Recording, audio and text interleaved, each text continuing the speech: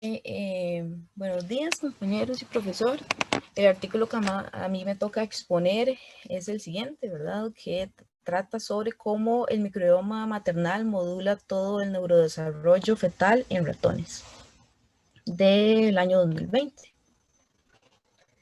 Entonces, como introducción, el microbioma va a ser un modulador tanto de la función del cerebro como del comportamiento. Y se ha visto que en los ratones esto pasa repetidamente.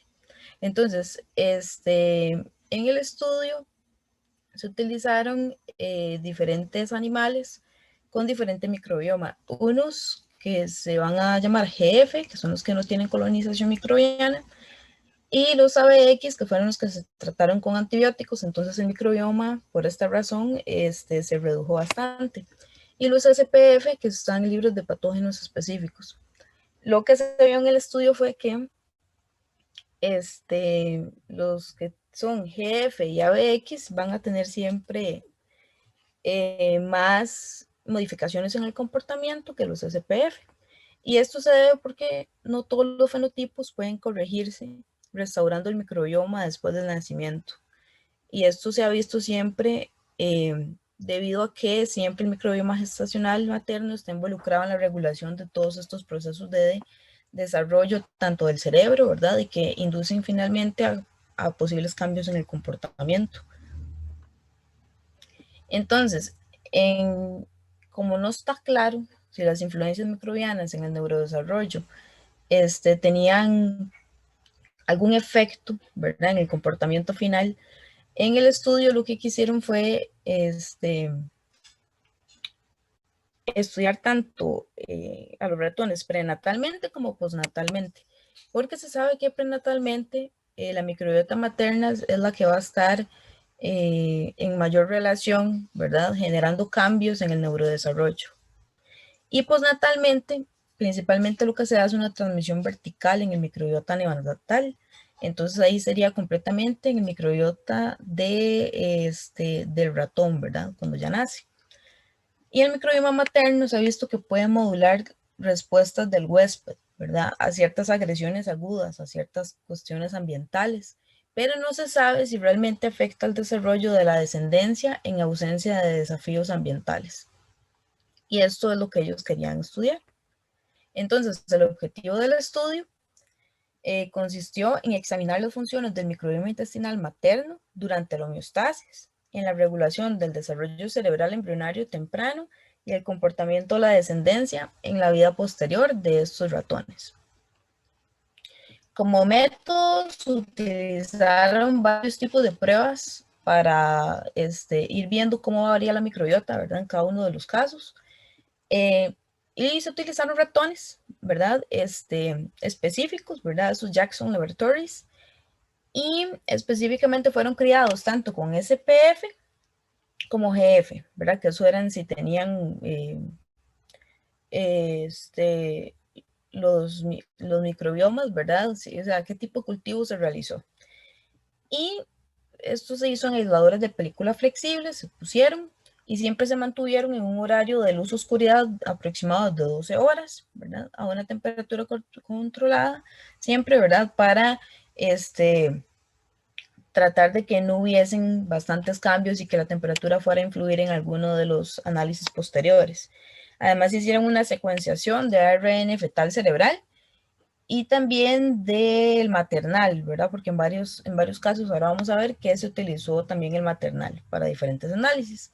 Además, tinciones por inmunofluorescencia para ver ciertas proteínas y cómo estas variaban cierta expresión del neurodesarrollo en los axones cerebrales.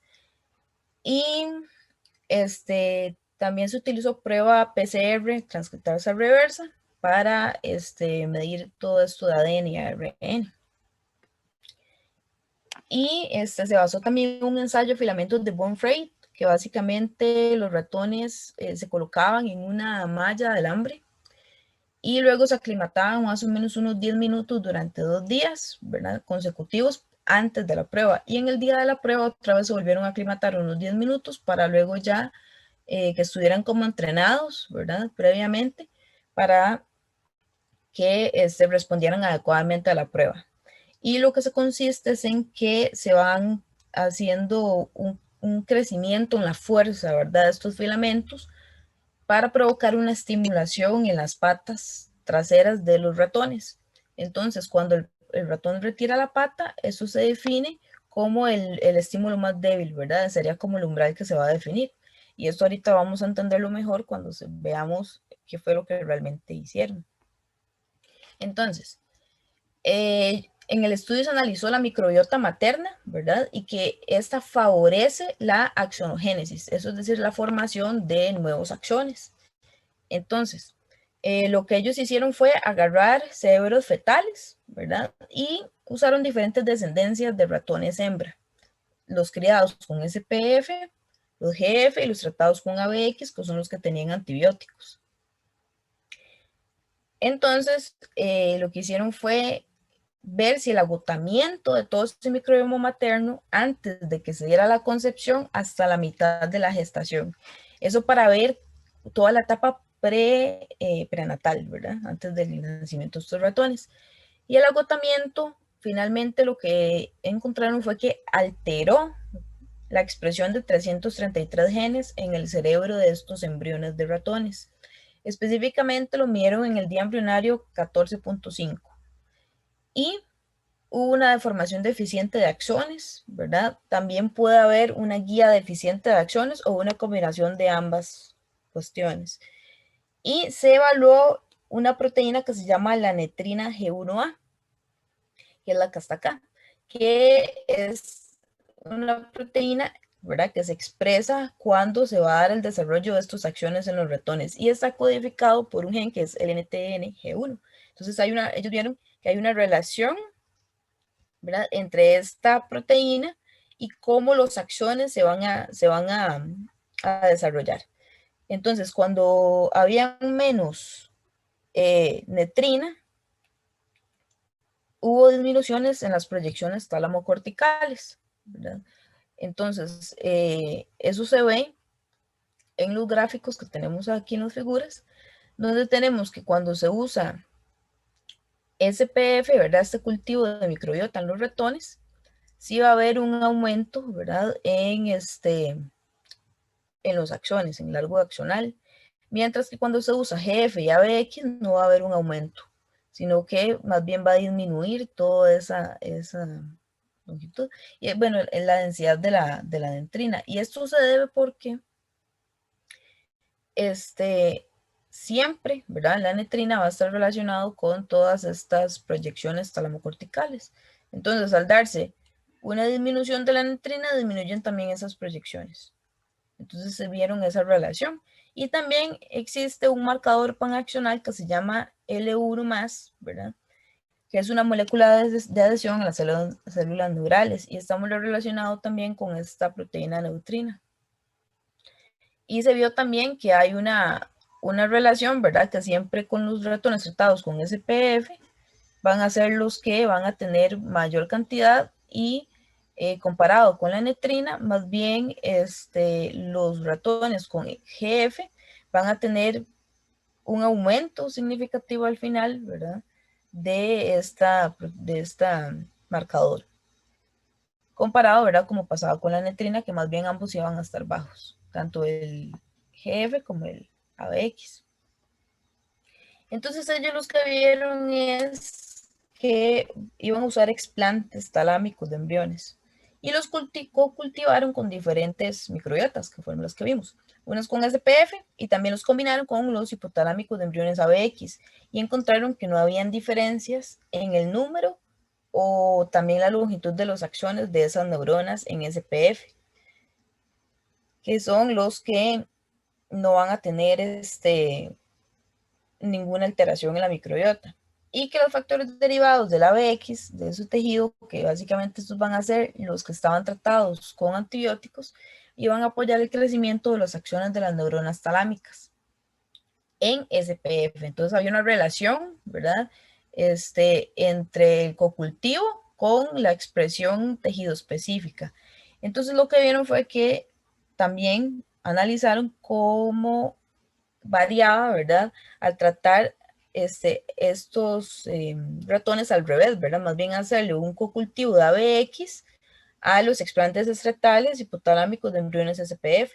Y se dieron cuenta que las neuronas talámicas ABX exhiben deficiencias en el crecimiento de los axones. Entonces siempre hay como una variación, ¿verdad? No da el mismo resultado al darle vuelta.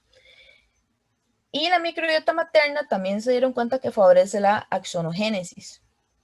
Eso es porque se dieron cuenta que las señales que se derivan del tejido, ¿verdad? No son lo suficientemente para medir las reducciones que dependen de esta microbiota materna. Entonces, cuando se agota el microbioma materno, esto va a afectar un montón de cosas, ¿verdad? Porque es una relación muy compleja y va a afectar tanto factores intrínsecos como extrínsecos, ¿verdad? Entonces, todo este agotamiento del microbioma materno va a regular respuestas en todo este desarrollo, ¿verdad? Del neurodesarrollo específicamente, tálamo cortical, ¿verdad? En el feto. Y entonces se ve que sí hay una relación entre la microbiota materna y el desarrollo de estos axones. Entonces sí lo encontraron que la relación sí es clara. Pero también se preguntaron que si conferían influencias duraderas sobre el comportamiento de la descendencia, porque puede ser que no sea del todo duradero, ¿verdad? En ese comportamiento. Entonces para esto hicieron otro experimento donde agarraron hembras, ¿verdad? Que se cultivaron con SPF y que fueron tratadas luego con ABX desde la preconcepción hasta el día 14 y medio. Entonces lo que se hizo fue un recolonizado con esa microbiota SPF durante el resto de la gestación hasta el posparto. Entonces se hicieron ambos tratamientos y lo sometieron a la prueba de filamentos de Born-Frey, que fue las que le mencioné antes, que se utiliza para probar toda la función sensorial, ¿verdad? De estos ratones y también motora. Esto específicamente en la pata trasera. Y para la pata delantera utilizaron otro tipo de prueba, que es la prueba de eliminación de adhesivo, ¿verdad? Que son las que se ven en este gráfico, los resultados.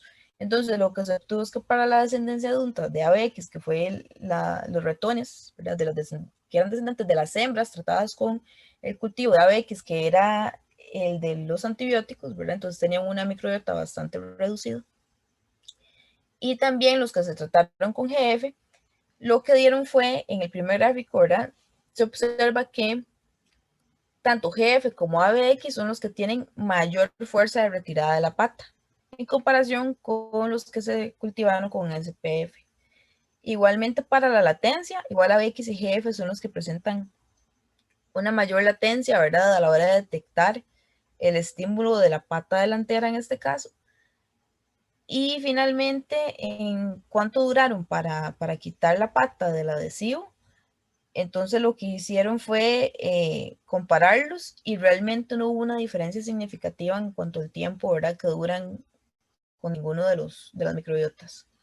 Y entonces lo que concluyeron fue que hay unas deficiencias en la sensación táctil de la pata, ¿verdad? Tanto la trasera como la delantera en ABX y GF, pero que no hay una alteración de la respuesta motora como tal, ¿verdad? Debido a que siempre tienen como esa latencia. Y también hicieron más pruebas sensoriales, ¿verdad? Como el caso de la descendencia adulta de GF, y lo que se dieron cuenta es que hay alteraciones en el comportamiento termosensorial, ¿verdad? Es decir, a la hora de que ponen al ratón en un plato caliente, ¿verdad? El ratón lo que hace es irse del plato. Eso es lo esperado, ¿verdad? Pero en este caso, los que tienen la descendencia GF, ¿verdad? Tratados con GF, no hacían eso, ¿verdad? Sino que tenían ese defecto termosensorial y también un defecto sensorio-motor acústico, ¿verdad? Porque tampoco podían escuchar realmente bien, ¿verdad? Al hacer sonidos fuertes ni nada. Entonces se dieron cuenta que también esa microbiota va a generar un montón de alteraciones más. Y que en realidad en todo lo que es la parte sensorial y visual y coordinación motora en general no hay diferencias en ninguno de los tres tratamientos. Entonces se concluye que los efectos microbianos maternos son específicos para ciertos circuitos sensoriales táctiles en los ratones adultos que descienden de estas madres cultivadas con diferentes microbiotas. Entonces sí hay, ¿verdad? Como una relación entre la microbiota materna y posteriormente el comportamiento que va a tener el ratón cuando llegue a ser un adulto. Entonces, si hay una relación y si es duradero a lo largo del tiempo. Entonces, básicamente sí va a haber una alteración en la axonogénesis, ¿verdad? Del tálamo cortical fetal. Y que era lo que les decía, ¿verdad? Que produce una descendencia adulta con respuestas interrumpidas a estímulos táctiles tanto de las patas delanteras como traseras. Entonces sí hay una relación y que es duradera. Y también hicieron una selección de bacterias, ¿verdad? Para ver si se prevenían estos defectos accionales que observaron con esta prueba de filamentos. Y lo que hicieron fue colonizar igual madres con ABX, ¿verdad? Durante la preconcepción, tanto con firmicutes como con bacteroidetes. Y se dieron cuenta que las madres que trataron con ABX, ¿verdad? Les pusieron bacterias formadoras de esporas, o que también les llaman SP en el estudio, y que se generaron reducciones en la expresión, ¿verdad? Del gen NTNG1, que era que pues, expresa la proteína neutrina, que está relacionada con el desarrollo de los axones. Entonces, cuando se trataban con estas bacterias formadoras de esporas, se previenen toda esta reducción en esta expresión de la proteína y del gen, lo que lleva a que no haya un defecto accional tan grande, ¿verdad? Que no altere tanto el desarrollo accional. Y si se hace una colonización materna con bacteroidetes, ¿verdad? Más bien va a aumentar un poquito la neutrina también. Entonces, con ambas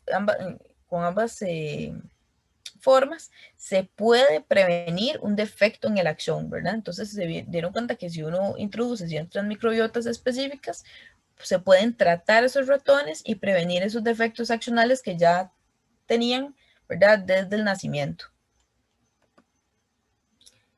Y también hicieron explantes embrionarios con SP y vieron un aumento de acciones en comparación con los controles de ABX. Esto por lo mismo, ¿verdad? Porque las bacterias SP, que son las formadoras de esporas, van a aumentar el número de acciones por aumentar toda esa proteína neutrina y el gen que codifica para esa proteína. Y también vieron, ¿verdad? Que entonces todas esas deficiencias en el comportamiento sensorial táctil que estaban vistas en las pruebas de filamento se pueden prevenir tratándolas con estas bacterias SP, ¿verdad? Colonizar a la madre para que luego los adultos ya no tengan ese problema. Entonces sí hay una relación entre el microbiota de la madre y cómo va a estar el comportamiento del ratón cuando nace. Y también vieron que los microbios maternos le van a dar forma al metaboloma fetal. Y eso lo vieron porque el microbioma intestinal va a estar regulando la biodisponibilidad de un montón de bioquímicos en sangre. Entonces, a la hora que la madre está en gestación, toda esa circulación sanguínea va a ir, ¿verdad? A tener contacto, al final de cuentas, con el feto y también la microbiota intestinal va a llegar a tener ese contacto. Entonces, toda esa microbiota materna va a regular la circulación de todos esos metabolitos.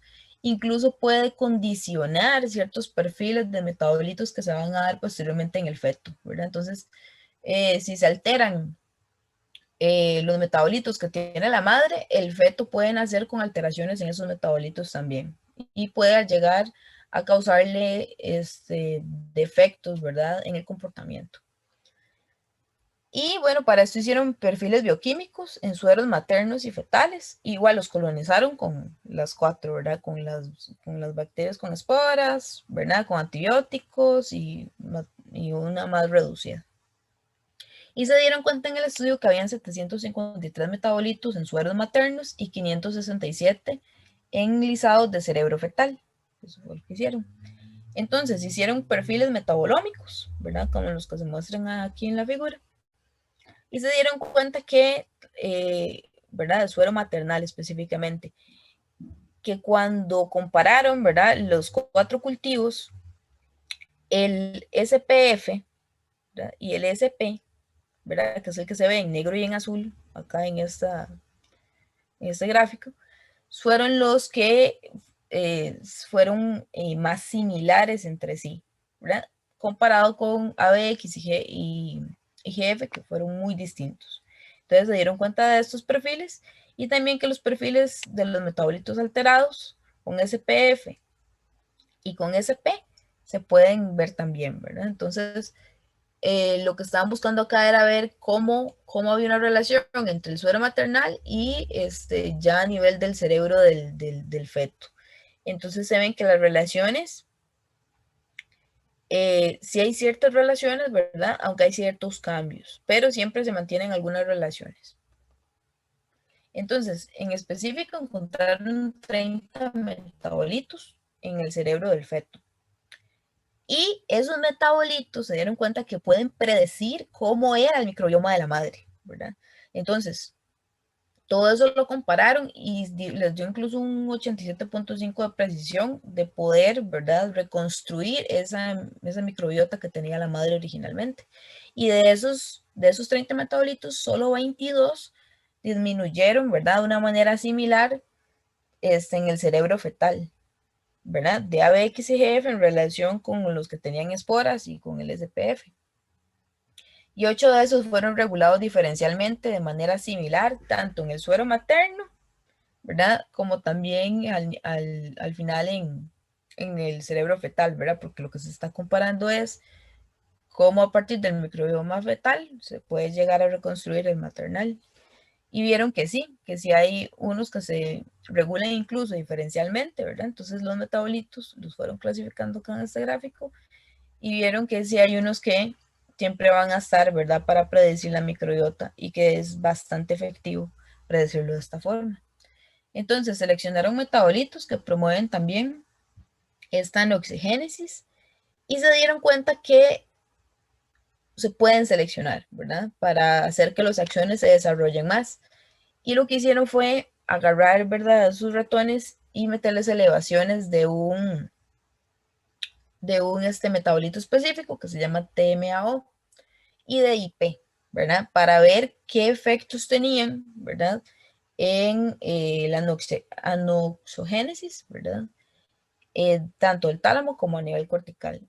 Y vieron que medían efectos, ¿verdad?, de 4-MM, que es otro metabolito que también pueden tener.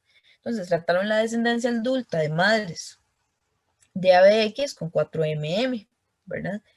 Y se dieron cuenta que al tratar esa descendencia de esas madres que tenían 4-MM, mejoraron la sensibilidad táctil, ¿verdad? Entonces sí se puede mejorar después de que ya hay un defecto previo, ¿verdad? Porque en ABX habíamos visto que en la prueba de filamentos hay un defecto en sensibilidad, ¿verdad? A la hora de poner la pata y todo eso. Se puede mejorar utilizando ciertos metabolitos específicos, entonces lo hicieron de esta forma. Y que también se encontraron que IP, este metabolito, aumenta la longitud de la acción, entonces también lo pueden hacer. Pero a la vez, ese IP este otro metabolito TMAO en el cerebro fetal aumentan, ¿verdad? Cuando a la madre se le da el otro metabolito que se llama 4-MM. Entonces vieron que si uno trata de la madre, se le da el metabolito 4-MM, posteriormente cuando ya el ratón nace, pueden tener un aumento en los niveles de estos dos metabolitos y esto va a mejorar su desarrollo, ¿verdad?, accional y por ende no van a tener tantos defectos como originalmente tenían estos ratones por estar cultivados con ABX específicamente. Entonces, el microbioma materno sí va a promover esta anoxogénesis, ¿verdad? Y esto lo hacen a través de ciertos bioquímicos que dependen de la microbiota, ¿verdad? Que son estos dos, el TMAO y el IP. Esto visto en el cerebro fetal, ¿verdad? Con las diferentes pruebas. Y como conclusiones se tienen que durante el embarazo, la microbiota intestinal materna va a regular muchos metabolitos, ¿verdad? Y no solo, ¿verdad? Como antes se creía que esos metabolitos en esa, ¿verdad?, regulaban esta microbiota y todo, o sea, que la microbiota regula estos metabolitos, pero únicamente la madre, no, sino que ahora se sabe que también esta microbiota materna va a tener una relación completamente con el feto, ¿verdad? Incluido todo el desarrollo fetal, ¿verdad? Todo ese neurodesarrollo y los axones y todo esto. Y también que si hay unas alteraciones del microbiota en la madre, van a asociarse incluso con una alteración cerebral, ¿verdad? Que sería una reducción de la materia blanca, tanto en el adulto como en el adolescente, ¿verdad? Toda esta ascendencia. Y bueno, que hay ciertas alteraciones, ¿verdad? Que son inducidas por inflamación en la mamá, toda esta microbiota, y eso va a tener problemas también, ¿verdad? Si hay una alteración física o ambiental en el momento de la gestación, toda esa microbiota intestinal materna se puede alterar y eso va a alterar también la descendencia, ¿verdad? Y va a tener problemas sensoriales toda esa descendencia de ratones también. Y que las interacciones entre el microbioma y el sistema nervioso se van a dar prenatalmente, ¿verdad? No como antes se creía que no había una relación. Ahora sí se sabe que lo hay. Y todo eso va a influir, ¿verdad? En la metabolómica del cerebro fetal, ¿verdad? Finalmente. Y entonces toda esta gestión temprana o media va a ser un periodo crítico, donde va a estar altamente regulado y va a ser un proceso muy complejo, ¿verdad? Para poder construir todo ese microbioma del feto, ¿verdad? Entonces, todo ese microbioma materno, al final de cuentas, va a promover el desarrollo neurológico de ese feto en ratones. Y los procesos de desarrollo, ¿verdad? Todo esto pueden ser la base incluso de los comportamientos en la vida posterior en los ratones, ¿verdad? Porque si hay alteraciones en el desarrollo, ¿verdad? En la microbiota materna, va a haber alteraciones en la microbiota del feto y también eso va a llevar a alteraciones en el desarrollo de los axones, del cerebro, ¿verdad? Y esto lleva alteraciones en comportamiento táctil, sensorial, ¿verdad? Termosensorial, todo esto. Entonces eso fue lo que ellos concluyeron. Voy a presentar la composición de la microbiota intestinal está asociada con los rasgos de temperamento en los bebés.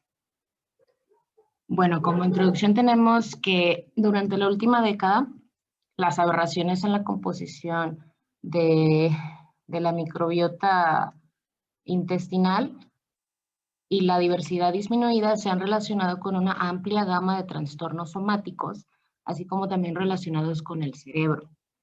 Pues se menciona también en el artículo que uno de los fenotipos conductuales clave en la infancia son los diferentes rasgos de temperamento de la vida temprana. Esto puede dar lugar posteriormente a problemas de salud, como por ejemplo el Parkinson, la depresión, el autismo, trastorno por déficit de atención, etc.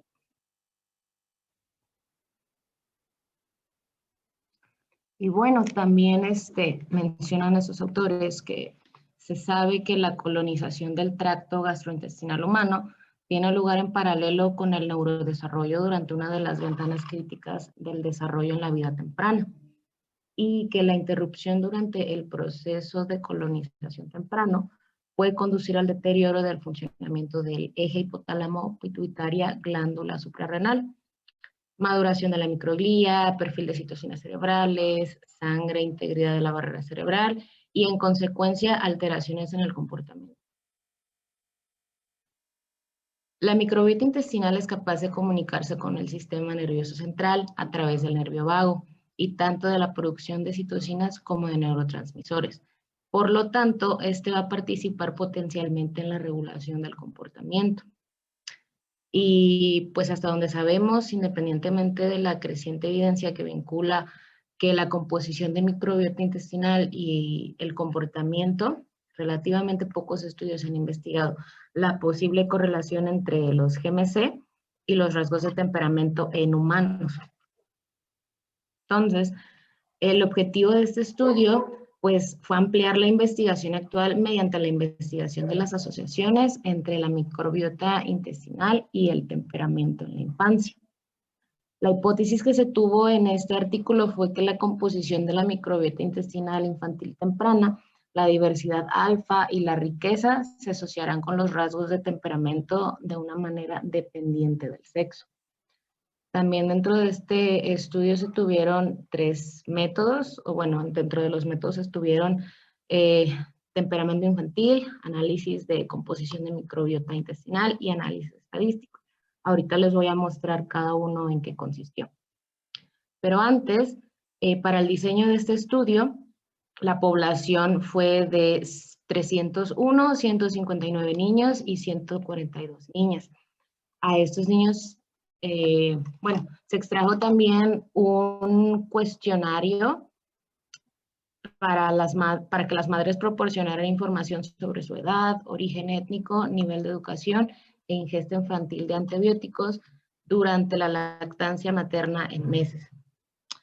Los informes maternos de lactancia materna se clasificaron como no lactancia materna, cesantes de los 2 a 5 meses de edad, lactancia materna parcial y lactancia materna exclusiva.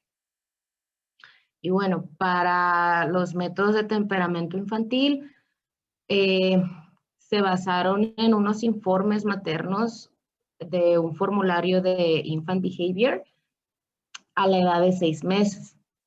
El IBQR, que es la abreviación del formulario, es una medida válida y confiable para la evaluación del temperamento infantil y consta de 91 artículos o 91 preguntas.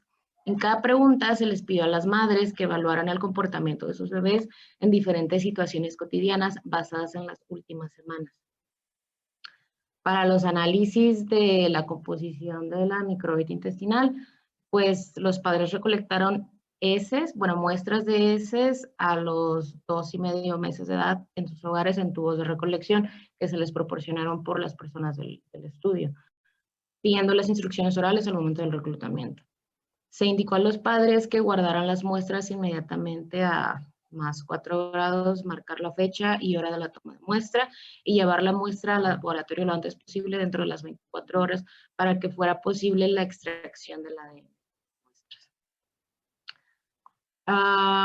También, bueno, ya para el análisis se utilizó la plataforma MISEQ para la secuenciación de la ARN con 16S. La calidad de lectura sin procesar se verificó con este otro software que es FastQC, luego de lo cual se llevó el análisis posterior utilizando PIM. Las lecturas se filtraron de primera calidad y requirieron al menos 20 puntos de calidad PH-RED, lo que resultó en 48.000 a 1.063 lecturas por muestra. Las unidades taxonómicas operativas se seleccionaron utilizando UCLUS con una similitud de secuencia del 97% y se eliminaron de las OTU con el menos del 0.05% del recuento total de secuencias. Y las anotaciones para las OTU también se derivaron de la base de datos de Green Genes. Para los análisis estadísticos se realizaron con el software R, se midió el índice de Shannon para presentar la diversidad y Chao-1 para presentar la riqueza. Se realizaron más pruebas estadísticas sobre la riqueza con Chao-1 y eso se transformó logarítmicamente para obtener valores aproximadamente distribuidos para los análisis estadísticos. También para evaluar las características generales de la composición de la microbiota intestinal, los sujetos se agruparon de acuerdo a sus perfiles de esto mismo, utilizando la distancia de Bray-Curtis basada en los recuentos de las OTU y el método de agrupación Partitioning Around Methods, PAM, del grupo de paquetes igual de R. El número óptimo de conglomerados se evaluó mediante las estadísticas de brechas. Y bueno, las variables dependientes para estos análisis fueron los rasgos de temperamento. Las principales variables independientes fueron los siguientes parámetros de la composición de la microbiota intestinal, que fueron las OTUs, el género, la diversidad, la riqueza y los conglomerados. Las covariables se seleccionaron basándose en supuestos teóricos derivados de la literatura existente y análisis de asociación del conjunto de datos actual, que fueron sexo, modo de parto, edad gestacional, la edad del lactante durante el muestreo, los tratamientos con antibióticos y la lactancia materna a los 2 y 5 meses de edad. Por ahí se me pasó a mencionar que dentro del cuestionario que se les hizo a las madres, venían incluidas como que 9 dimensiones. Una era emocionalidad negativa, tristeza, surgencia, emocionalidad positiva y reactividad al miedo. Entonces, porque eso lo vamos a ver más adelante ya ahorita en los resultados. Y bueno, las asociaciones entre variables dependientes e independientes se investigaron mediante la prueba de suma de rangos de Wilcoxon, la prueba H de Kruskal-Wallis y el coeficiente de correlación de rasgos de Spearman. También se construyeron modelos de regresión lineal para las dimensiones del cuestionario previo, emocionalidad activa, regulación y subescala en reactividad al miedo. Y adicionalmente, las subescalas que mostraron correlaciones en los análisis exploratorios con las variables. Bueno, ya en los resultados tenemos que la edad gestacional media fue de 40.2 semanas y 12 sujetos nacieron prematuros. Los niños tenían mayor peso al nacer, así como la frecuencia de los tratamientos con antibióticos que las niñas. Todo esto se supo mediante a las respuestas del cuestionario que tuvieron que llenar las madres. Aquí en esta tabla se puede observar, bueno, no puse la tabla completa porque estaba muy larga, pero traté de seccionarla, entonces aquí se puede observar madres, edad, educación de las madres, edad gestacional, etcétera. Y por este lado estamos en general, las medias, los niños y las chicas. Y bueno, las niñas mostraron una mayor reactividad al miedo en comparación con los niños. Los rasgos de temperamento no se asociaron con los otros factores de antecedentes seleccionados, que fue la edad gestacional, modo de parto, peso al nacer, etc. Los resultados del análisis de composición de la microbiota intestinal se hizo mediante el análisis de conglomerados y bueno, esto sugirió la presencia de 5 OTUs que fueron más discriminantes para cada grupo. Por ejemplo, tenemos B. dispar, Enterobacteriaceae, Clostridium neonatal, Bacteroides fragilis y Bifidobacterium. Bueno, aquí tenemos una gráfica donde nos muestra los clústeres de los bacteroides y estos fueron mayores a comparación de dispar. B. dispar tuvo una menor riqueza de la microbiota y también la diversidad. Estos puntitos que se ven más oscuros son B. dispar, los más claritos son los bacteroides y los que casi no se ven son los Bifidobacterium. Entonces, ¿cómo se puede apreciar aquí? Pues los que tuvieron mayor riqueza, pues fueron los bacteroides. Además, también los grupos se correlacionaron con algunos de los rasgos de temperamento. Por ejemplo, Bifidobacterium y Enterobacteriaceae. Bueno, esta comunidad presentó las puntuaciones más altas y el grupo de los bacteroides con las puntuaciones más bajas en los rasgos del temperamento de regulación. Aquí se observa que tenemos los bacteroides, a B. dispar y a los Bifidobacterium. Entonces, bueno, tenemos aquí el recuento igual. Todo esto se correlacionó con todo el cuestionario que se les hizo a las madres. Y igual, aquí tenemos la educación de las madres, la edad gestacional acá, peso al nacer, todas estas variables o covariables se correlacionaron directamente con los resultados que se tenían en los gráficos pasados. Y bueno, aquí tenemos un diagrama de volcán sobre la asociación entre la sobrevivencia, la regulación, la emocionalidad negativa y los géneros en toda la población cuando se controla con la edad, el sexo y el modo de nacimiento del bebé. Bueno, aquí en este gráfico de volcán tenemos como A, la surgencia, tenemos B, regulación, C, emocional negativa y D, reactividad al miedo. Entonces, se observa que la regulación se asoció positivamente con Erwinia, la emocionalidad negativa y la reactividad al miedo se asociaron positivamente con Erwinia, Rotia, Serratia, y la reactividad al miedo se correlacionó además positivamente con Peptinophilus y Atopobium. También al controlar por el sexo, el modo y el parto y la edad gestacional, la edad del lactante durante el muestreo y los tratamientos con los antibióticos, se mencionaba también que solo la asociación entre Erwinia y la regulación fueron exitosas. Y bueno, ya como discusión, tenemos que los estudios preclínicos acumulados muestran que la microbiota intestinal influye en el desarrollo neurológico durante la ventana de tiempo de desarrollo crítico temprano. Esto se va a reflejar en cambios de comportamiento a largo plazo.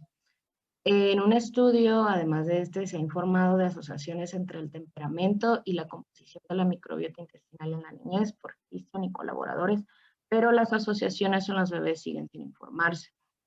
Ellos hicieron las pruebas en niños de aproximadamente 1 a 2 años, entonces pues por eso no pudieron tomarse lecturas en bebés.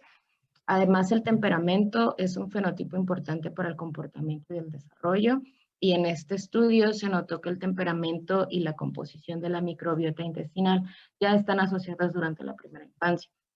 El estudio actual sugirió que los bebés que albergan una composición de microbiota intestinal se distinguen por Bifidobacterium y Enterobacteriaceae, y el género Erwinia se asocian positivamente con la regulación. También mayor abundancia de Bifidobacterium y Streptococcus se asoció positivamente con las urgencias, es decir, la emocionalidad positiva, y una mayor reactividad al miedo se relacionó con una menor diversidad de ritmos. También se detectaron 3 grupos de la composición de la microbiota intestinal entre los bebés que diferían por temperamento. Los grupos se caracterizaron por B dispar, los bacteroides y los Bifidobacterium Enterobacteriaceae, que parecían reflejar las diferencias en el modo de parto que está en línea con la literatura anterior, como por ejemplo los bacteroides, que es un habitante típico de los bebés nacidos por vía vaginal. Además, en el trabajo anterior de Carlson y colaboradores, señaló que el tipo de comunidad dominada por bacteroides a la edad de 1 año predecían un mejor desarrollo cognitivo a la edad de 2 años. Sin embargo, el informe de Carlson parece ser contradictorio con este artículo de un grupo dominado por bacteroides que se asocian con una regulación más baja, ya que incluso una regulación muy temprana predice un mejor desarrollo cognitivo. Además, también se observó que por lo general la menor diversidad de la microbiota intestinal se asocia con la lactancia materna activa y se asocia con una mayor diversidad durante la maduración de la microbiota intestinal cuando los niños son mayores y la nutrición se vuelve más heterogénea. Lo que podría explicar parcialmente por qué las asociaciones se observaron solo en el modelo ajustado en una muestra de población, pero esta fue con lactantes pequeños. A su vez, también se ha demostrado que el microbioma intestinal está involucrado en el desarrollo del eje hipotálamo, pituitaria, glándula suprarrenal, el HPA, y la conectividad del sistema nervioso central. Y los próximos estudios mecanicistas deberían considerar que este eje y áreas de procesamiento de emociones del sistema nervioso central como dominios potenciales de unión entre la microbiota intestinal y el comportamiento, ya que en este estudio únicamente se tomaron como variables independientes y algunas de ellas no tuvieron correlación. Y bueno, las limitaciones de este estudio, pues fue que el temperamento fue informado solo por la madre y una evaluación basada en el laboratorio del temperamento infantil posiblemente podría revelar diferentes aspectos del fenotipo. Además, el temperamento informado por la madre también está influenciado por su temperamento y otras características, lo cual podría aumentar el sesgo en los informes maternos. Tanto el temperamento como la composición de la microbiota intestinal se evaluaron solo en un único momento y los estudios adicionales deberían incluir muestreos y mediciones en serie y que fueran concurrentes para dilucidar las asociaciones entre esta composición de la vida temprana y las trayectorias del desarrollo del temperamento y el desarrollo potencial de la psicopatología.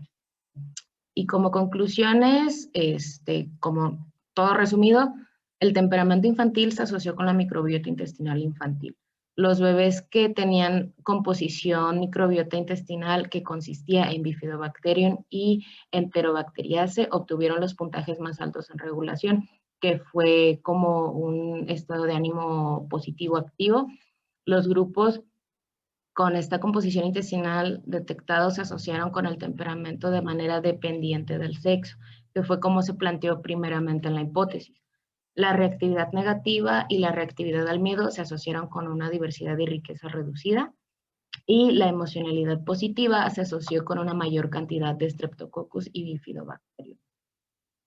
Y bueno, dado que los rasgos de temperamento pueden preceder a la psicopatología y presentarse como factores de resiliencia, los resultados pueden tener implicaciones en la prevención temprana de problemas de salud mental infantil en un futuro. Sin embargo, faltan en gran medida datos prospectivos en humanos que investiguen las asociaciones entre esta composición de la microbiota intestinal y los fenotipos conductuales durante la infancia, que es el periodo más rápido del desarrollo neurológico y también pues el más crítico. Y dada la participación de la microbiota intestinal en el desarrollo de diferentes comportamientos, se necesitan con urgencia estudios de ese tipo para dar más claridad a cuál es la relación pues, bueno, si hay o no hay relación o correlación con estas dos variables, que es la composición de la microbiota y el temperamento o el comportamiento del niño. Y pues esto sería todo. Gracias. Hoy les vengo a hablar de este artículo, del título que ven aquí, de los autores Bussy y colaboradores del año 2021.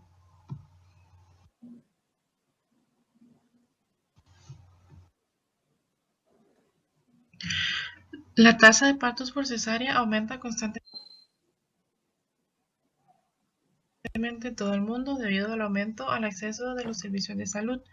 Los riesgos a corto plazo por partos de cesárea incluyen el desarrollo de trazado o alterado del sistema inmunológico, la reducción de la diversidad del microbioma intestinal, la transmisión limitada de cepas bacterianas de la madre recién nacido y deficiencias funcionales transmitidas por el microbioma. Shao y colaboradores encontraron que los partos por cesárea pueden predisponer a los neonatos a la colonización por patógenos oportunistas, incluidos los que portan genes de resistencia a los antimicrobianos o AMR. Estudios recientes han informado que la exposición a antibióticos en la infancia afecta a la diversidad microbiana y enriquece los genes AMR. Los factores que incluyen la exposición ambiental, la lactancia materna y la dieta y la genética juegan un papel crucial en el desarrollo de un bebé. Aparte de esto, el modo de nacimiento, ya sea parto vaginal o por cesárea, tiene un impacto pronunciado en la estructura inicial del microbioma. Un hallazgo anterior, los elementos genéticos móviles o MGE, incluidos los plásmidos y los bacteriófagos, son contribuyentes clave para el establecimiento y la persistencia de los AMR, independientemente del modo de nacimiento. Para la colecta de muestra, un mínimo requerido de 6 pares madre e hijo era necesario. El enfoque aquí eran criterios de valoración funcionales, es decir, aparición y adquisición de genes AMR y la estimulación inmunológica mediada por lipopolisacáridos o LPS. Se tomó una muestra de 11 bebés nacidos por cesárea o CSD y 9 bebés nacidos vaginalmente o VD. Las muestras tomadas de dichos bebés se pusieron en viales plásticos estériles y se almacenaron en nitrógeno líquido. Para el procesamiento fecal y extracción de ácidos nucleicos, se hizo una separación de ADN genómico de heces congeladas y se colocaron en viales estériles. Para la secuenciación de ADN, se hizo un secuenciamiento aleatorio de 250 nanogramos de ADN. Se utilizó un protocolo a seguir en el laboratorio y el marco de lectura era de 2 por 150 pares de bases. Para el procesamiento de datos para metagenómica y reconstrucción del genoma, se utilizó un pipeline metagenómico para secuencias emparejadas hacia adelante y hacia atrás. Las secuencias de adaptación que se utilizaron estaban recortadas, incluida la eliminación de lecturas humanas. Posteriormente se realizó un ensamblaje de novo, donde se ignoraron los ARN ribosomales en perfiles Keimer y la profundidad de la cobertura de reconstrucciones genómicas. Dichas reconstrucciones genómicas se arreglaron metagenómicamente en bins del genoma o MAG. Para la identificación de genes de interés, se utilizaron modelos de Markov ocultos, donde luego se les asignaron varios grupos funcionales en base a notas de bit, y también se hizo un análisis de viromas donde se utilizó el método de anotación iterativa para recuperar virus microbianos, tanto bacteriales como arqueales. Posteriormente, se hizo una identificación de genes de resistencia a los antimicrobianos y una asociación con elementos genéticos móviles. Para los genes AMR, se separaron en categorías según CARD, o la base de datos integral de resistencia a antibióticos, y luego se calculó la abundancia relativa. Consecuentemente, se asocia a una taxonomía de bacterias que utiliza la clasificación metagenómica. Los genes AMR asociados a elementos genéticos móviles, MGEs, son los fagos y los plásmidos para la transmisión de AMR entre taxones. Para la identificación de plásmidos, se identificaron secuencias de fagos en un catálogo entre los grupos CSD y VD para relacionar MGEs y taxonomía de genes AMR. Luego se mapearon los genes ensamblados aquí y luego se vio que algunos genes AMR codificaron tanto en el cromosoma bacteriano como en los genomas del fago, lo que se tomó como genes ambiguos. Y se hizo un aislamiento de LPS e inmunoestimulación in vitro para el perfil de citocinas. Se tomaron muestras fecales de 150 miligramos y se extrajeron los LPS junto con el control negativo. También se realizaron cultivos puros de E. coli, de los cuales se extrajeron LPS como control positivo. Finalmente, se realizó un ensayo de detección de endotoxinas para cuantificar los LPS.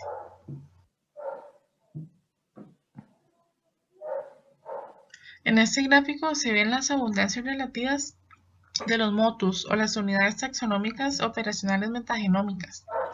Se observan diferencias que se deben a una ventana crítica del desarrollo, donde el crecimiento fisiológico se da y también la maduración del sistema inmune. Existen niveles elevados de bacteroides en VD versus a los CSD. También hubo un aumento de B. sesimoulis a los 5 días y al año. También, además, hubo un aumento de Fecalibacterium después de 6 meses. Este organismo es un comensal de microbiomas humanos sanos. Se puede concluir de esta figura que el modo de nacimiento y la edad neonatal afectan la estructura de la comunidad del microbioma intestinal.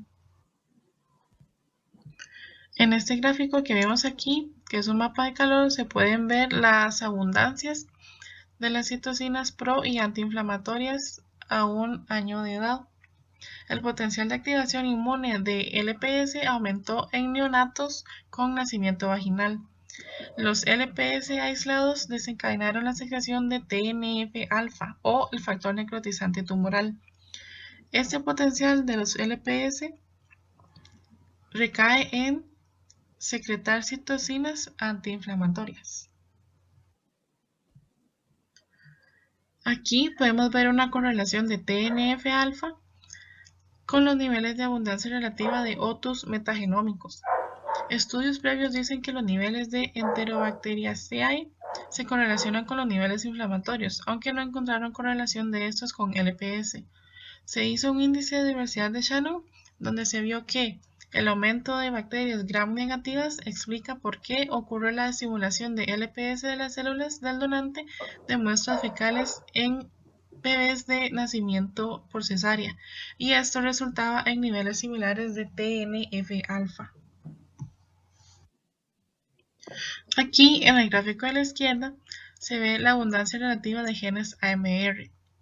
Se puede ver que hay un aumento relativo en dichos genes en los nacimientos por cesárea en comparación con los vaginales después de 5 días, pero se ve reducida en los nacimientos por cesárea al año de edad.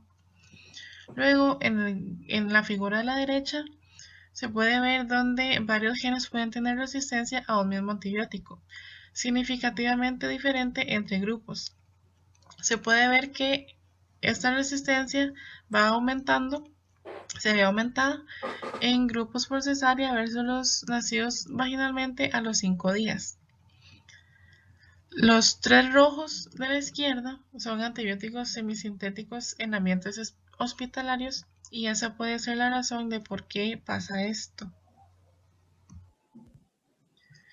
En esta figura de aquí se pueden ver las abundancias relativas de los genes AMR encontrados en el cromosoma bacteriano, plásmidos o fagos en diferentes edades de los neonatos. Los genomas bacterianos se han ajustado a lo largo de escalas de tiempo evolutivas, refinando potencialmente sus mecanismos de defensa contra varios agentes biocidas, incluso los productos químicos. Aparte de esto, se sabe que los componentes bacterianos, como los MGE que mencioné antes, son factores potentes en la propagación de genes AMR y pueden transferir dichos genes a través de distintos clados taxonómicos. Un ejemplo de tales MGE son los plásmidos y los virus, incluidos los bacteriófagos, que impulsan activamente la transferencia de material genético.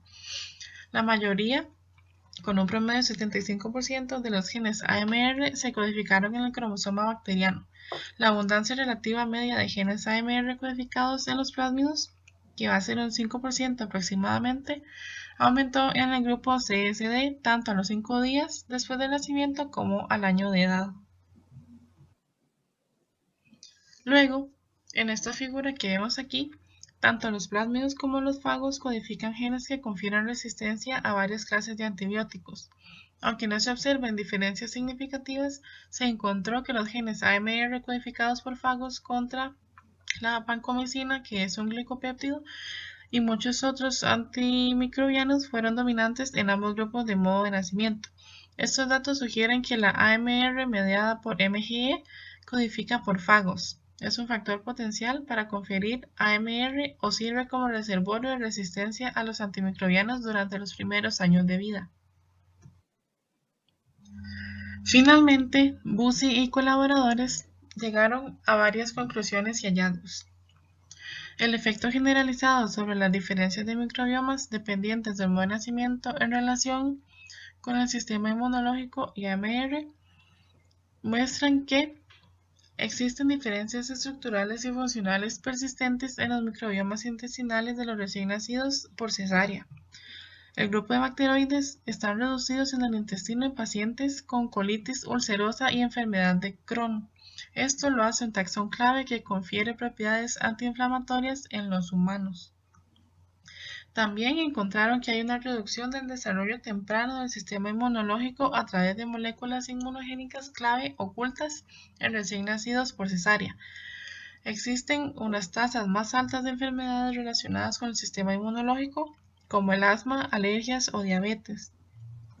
Las alteraciones de la microbiota intestinal dependen del nacimiento y afectan el estado del sistema inmunológico durante el primer año de vida y probablemente después. Aquí se ve que los bebés nacidos por cesárea tienen una mayor propensión a que esto ocurra. También se da un enriquecimiento de genes de biosíntesis de carbapenemo y fenazina en grupos nacidos vaginalmente como consecuencia de bacteria endógena intestinal que media mecanismos de resistencia contra patógenos oportunistas en el intestino. También hay un enriquecimiento de genes AMR 5 días después del nacimiento en cesárea vinculado al entorno hospitalario, incluida la cesárea per se. Hay un modo potencial de transmisión de genes AMR a través de elementos genéticos móviles, incluyendo plásmidos y o bacteriófagos. La transferencia horizontal de genes juega un papel fundamental en la transmisión continua de los genes AMR durante los primeros años de vida. Los prófagos contribuyeron a dicha resistencia y a múltiples fármacos si nacieron vía cesárea. El papel de los prófagos aquí es importante ya que median genes AMR en patógenos humanos como Staphylococcus aureus, Salmonella y E. coli. Los autores pueden concluir que existe un faltante de información respecto a la dieta detallada en ambientes dentro del útero y posparto en los bebés. Sin embargo, los efectos estructurales y funcionales de la microbiota intestinal pueden predisponer a los bebés nacidos por cesárea a una estimulación inmunológica retardada, que resultaría en una deficiencia en la tolerancia. Que no, o sea, hablamos como varias cosas, tipo de qué tan determinante podría ser ese efecto de la microbiota, o como el cambio, digamos, en la microbiota, si un bebé nace por cesárea o nace natural, porque sí puede tener una susceptibilidad, pero también como que podría variar o podría afectar como mi predisposición genética y también como mi estilo de vida, en cómo eso me llegue a afectar como a un adulto. También como ya pensando como en un consejo puntual que darle a una mamá o futura mamá, es como, bueno, que si es posible, entonces como con todos estos hechos ahí y evidencia que hay sobre la microbiota, entonces tal vez que lo mejor podría ser tener un parto natural y como intentar dejar la cesárea más en caso de que sea una emergencia, digamos, o si sea como necesario a un nivel de salud, ¿verdad? Y bueno, también una compañera tocó el tema de que hay muchas mujeres a las que le da mucho miedo el parto natural, lo cual es muy cierto, ¿verdad? Entonces que tal vez hay gente que se pueda sentir mucho más cómoda teniendo una cesárea porque es como más fácil, es un proceso más pasivo de parte de uno como mujer. Entonces que también está como, o sea, como que es otro debate interesante, ¿verdad? Como qué tanta importancia le va a dar una mamá a decir como mi chiquito puede llegar y tener bacterias de otra manera, porque a mí me da mucho miedo, digamos. Entonces también como la decisión de la mujer o de la mamá en ese sentido sería como interesante ver cómo, no sé, cómo cuál es el peso, digamos, o qué tendría más peso al momento de tomar ese tipo de decisiones. Temazo. Del grupo de Verónica. Bueno, profe, en mi grupo nosotros estamos hablando, bueno, primero lo de la alimentación, ¿verdad? Que es muy importante, la diversidad que tenga la alimentación que consuma la madre. También hablaba, bueno, igual que la compañera, de la parte del parto vaginal, ¿verdad? Ese parto natural, que se ve que es con la exposición pasada, se ve la importancia que tiene el parto natural, ya que a diferencia de la cesárea, donde se aplican medicamentos, que son ambientes estériles, lo que puede potenciar, digamos, a problemas en los fetos. También hablábamos de la parte de higiene, que sea como un estilo de equilibrio, que no sea tampoco tan exagerado, ¿verdad? Como que estamos ahorita también viviendo del asunto del alcohol y todo la esterilización y todo ese tipo de cosas, pero que se mantenga como en ese equilibrio, porque ya vimos que eso de ahí involucra mucho en el desarrollo del feto y en la microbiota. También hablamos sobre el papel de la lactancia, que es importante, que muchas mujeres no, digamos, no quieren, o como es un tema como tabú, ¿verdad? Hacer algo así. Y también del balance social, porque hablaba la compañera, creo que era Beatriz, que tampoco ser tan naturalistas, pero tampoco ir al extremo de, digamos, de que sea algo súper estéril, sino que haya un balance ahí, porque no tampoco se trata de exponer al feto a aspectos peligrosos o al niño, pero que siempre se tenga como esa conciencia. Eso es lo que planteamos en nuestro grupo. Excelente. Bueno, en general. Gracias. Tomás, o el grupo que estaba con Tomás. ¿Quién ha hablado? Yo, Sally. Bueno, puedo decir algunas cosas y qué cosas me complementan. Bueno, de lo que no se ha dicho, bueno, algo de lo que hablamos fue como, bueno, también consumir alimentos con probióticos, quizás. Si tuviera que ser por cesárea, o sea, si esa fuera la opción final, como buscar de alguna manera de impregnar al bebé con esos fluidos del tejido o como vaginal o de esa región ahí, porque tal vez podría ser como una manera de garantizarle un poco de esa microbiota que hubiese tenido en un parto como más natural, o sería pues como un intento que podría ser oportuno. Una alimentación balanceada. Bueno, no sé si Nicole, Fabiola o... Ajá, bueno, nosotros fuimos los que vimos lo de comer tierra. Obviamente, jamás como agarrar cualquier tierra y comérsela, pero lo que llegamos como a la conclusión es que sí, como exponerse un poco más, como el contacto con la naturaleza, porque hay muchas mamás que como que les da miedo y se encierran y o sea, obviamente, ¿verdad? Como intentando cuidar, intentando cuidar a su bebé y todo, pero sí, como que tengan un poco más de exposición. Y bueno, también dijimos que como en la medida de lo posible, procurar no consumir antibióticos mientras está embarazada. Y bueno, creo que ya es como como no sé si Nikki tiene algo más o Fabián. No, pues ya dijeron todo lo que hablamos. Vean, yo voy a tratar de resumirlo, si esto para que quede grabado, pero también para que uno se lo grabe, ¿verdad? Bueno, Lili, vos hablas, dale, Lili. Sí, es que, bueno, se me fue la conexión, creo que cuando los envió a los grupos, pero pues igual no sé, me gustaría participar para comentar algunas Sí, cosas. dale. Bueno, pues con todo lo que escuché de los compañeros, pues me sumo a todos esos comentarios de que primero informar a la madre de cuáles son los riesgos de cada elección o de cada decisión que tome, si es por parto natural, parto por cesárea, cuáles son las implicaciones que se tendría también. Y algo interesante también de la discusión de los compañeros ahorita fue que estaría bien que si el parto es por cesárea se tuviera alguna alternativa para someter al feto a, pues, a los fluidos que se tendrían en un parto natural.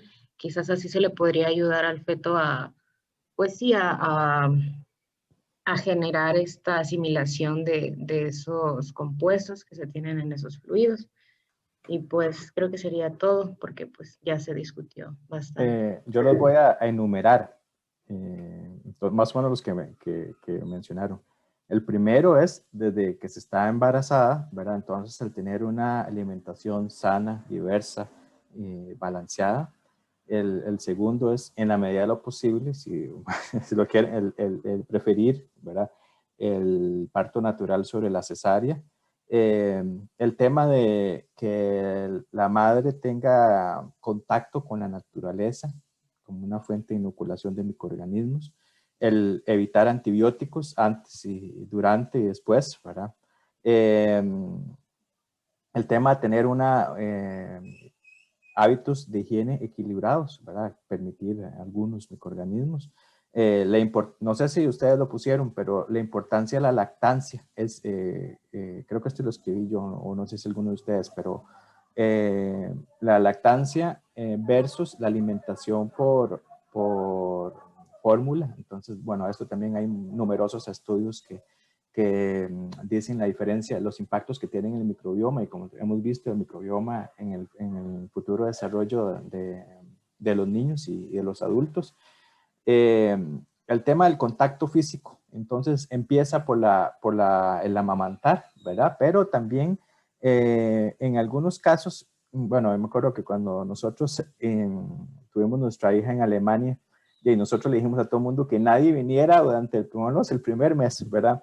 Eso para evitar patógenos o cosas de estas. Pero pensándolo bien, otra vez, me parece que hay que tener cierto equilibrio. Obviamente un bebé uno no lo va a andar andando de brazo en brazo y mucha gente, pero indirectamente, al menos del papá y la mamá, al tener contacto físico, es una fuente de inoculación importantísima, ¿verdad? Ya hemos visto muchos de los microorganismos de la piel y en las primeras etapas, muchos lactobacillus, algunas bifidobacterias, bueno, varios, ¿verdad? Que pueden ser importantes y pueden, digamos, el abrazar, tener contacto físico, ¿verdad? Es súper importante, además de que, bueno, hay algo más psicológico, ¿verdad? En el desarrollo de las neuronas. Dijeron los alimentos con probióticos y creo que, bueno, amamantar, sí, ya lo he dicho anteriormente. Profe. Sí, señor, adelante.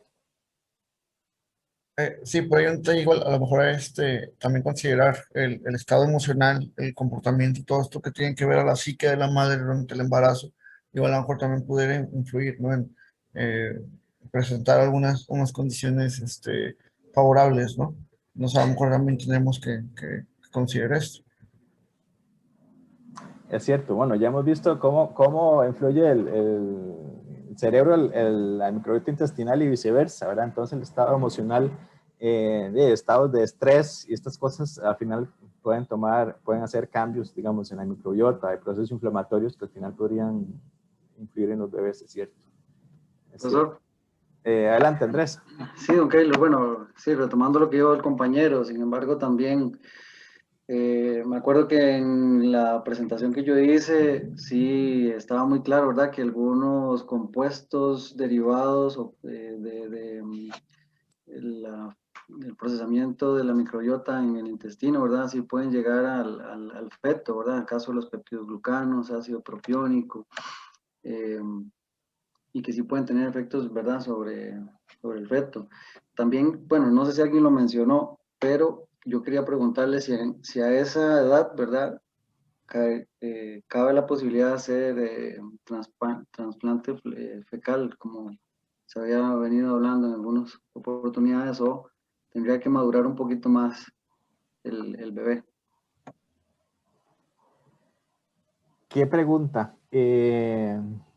Vea, en primera instancia yo, o sea, te voy a decir, mi cerebro dijo que no, ¿verdad? Lo que yo pensé. Pero lo que pensé también, después se me ocurrió otra idea que nunca he visto, ¿verdad? Hacer trasplante fecal de bebés sanos. O sea, no de adultos, obviamente, porque la microbiota es muy distinta, ¿verdad? Pero eventualmente bebés sanos sería por lo menos una opción a explorar. Claro. Sobre esto que digamos, alguien que también me pareció escuchar, que tenía algunas dudas, y que si haber nacido con parto por cesárea, o que tenía, por ejemplo, bueno, lo que vimos en el último paper, que tenía aumento de poblaciones resistentes a antibióticos, ¿verdad? Tal vez en esos casos, en casos de diarreas extremas o algunas condiciones, quién sabe si eventualmente podría funcionar, digamos, vía supositorio, ¿verdad? Hacer un supositorio con trasplante fecal de algunos microbiota de bebés sanos, eventualmente podría ser, quién sabe, por lo menos es una alternativa a explorar. No sé si alguien más tiene algún aporte, algún consejo a que dar, pero bueno, al menos a mí yo disfruté mucho esta parte de la clase, ¿verdad? Porque, bueno, salieron muchísimas sugerencias que son cosas prácticas, ¿verdad? A partir, digamos, de lo teórico, y que uno puede decir que el metabolito afecta el cerebro y todas estas cosas, pero al final todo eso se traduce en cosas prácticas, ¿verdad? Y uno diría casi que de sentido común.